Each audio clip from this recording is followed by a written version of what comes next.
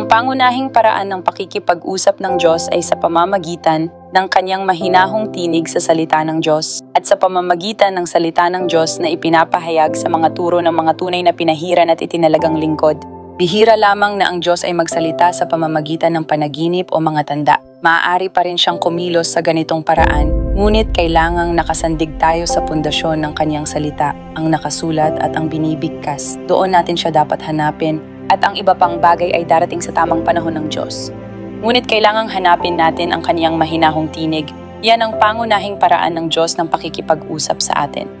Maaring hindi ito kasing dramatiko ng sinasabi ng iba na isang pangitain ang ibinigay sa akin ng Diyos. Narinig ko ang kaniyang tinig. Marami ang nais magmukhang espiritual at ipagyabang ang mga kahangahangang karanasan ng di umano'y pakikipag-usap ng Diyos sa kanila. Ngunit madalas nalilinlang ng dyablo ang marami na nagpapanggap bilang isang anghel ng liwanag. Ngunit sinasabi sa salita ng Diyos, itinalaga nila ang kanilang sarili sa turo ng mga apostol. Inilaan nila ang kanilang mga sarili at sa ganitong paraan sila lumago sa espiritual. Doon sila lumago sa karunungan. Doon sila lumago sa pagkakaroon ng pag-unawa. Doon sila nagtagumpay laban sa dyablo. Doon sila lumago sa kaalaman sa mga prinsipyo ng Diyos.